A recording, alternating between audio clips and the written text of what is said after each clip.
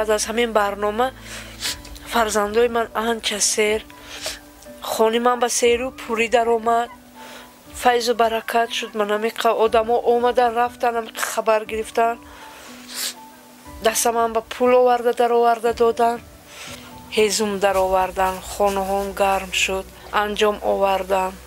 ما فردا با کاوش نو کرتکی نو انجام نو دیگه ماهونه هیچ که مذاق نمیکند انجام من دیده هیچ که مذاق نمیکند گفته فرزندای من همیقه شاد و خرسند کردن. دوستان عزیز شیرین مهربانم هزار رحمتای کلان خانم پر از ارد شیرینی ها نان بچه های من سیر